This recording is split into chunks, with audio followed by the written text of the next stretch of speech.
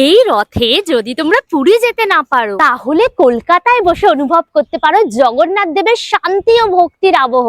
বাস থেকে নেমে মাত্র 2 মিনিট হাঁটলাম, তারপর চোখের সামনে খুলে গেল এক পবিত্র জগতের দরজা। কলকাতার নিউ টাউনের ব্যস্ত শহরের মাঝে লুকিয়ে আছে এক অসাধারণ জায়গা। আমাদের যাত্রা হলো বাসে, নেমে পড়লাম কারিগরি ভবনের কাছে। আর একটু হাঁটতেই সামনে ভেসে উঠলো শ্রী শ্রী জগন্নাথ মন্দির। এই মন্দিরের গায়ে যখন সূর্যের আলো পড়ে মনে হয় যেন সত্যিই পুরীতে দাঁড়িয়ে আছি। কলিঙ্গ স্থাপত্য, উঁচু শিখর আর পাথরের খোদাই করা অসাধারণ কাজ, সব মিলিয়ে এটি যেন পুরীর একটি ছোট্ট প্রতিচ্ছবি। ভেতরে রয়েছে মহাপ্রভু জগন্নাথ, বলভদ্র ও দেবী সুভদ্রা। এছাড়াও রয়েছে শ্রীরাম, লক্ষ্মণ, সীতা আর হনুমানজির মন্দির। মন্দিরের দেওয়ালে খোদাই করা আছে ভগবান বিষ্ণুর অবতার, তার লীলা আর পৌরাণিক কাহিনী। যেন প্রতিটা পাথর বলছে এক একটা গল্প। এই শান্ত পরিবেশে কিছুক্ষণ দাঁড়ালেই মনটা অন্যরকম শান্ত অনুভব করে। আর এখানে এলে কাছেই ঘুরে দেখতে পারো হাজরা কালীবাড়ি। পুরী যেতে না পারলেও এই রথযাত্রা একবার ঘুরে আসো নিউ টাউনের এই দেবভূমিতে। জয় জগন্নাথ।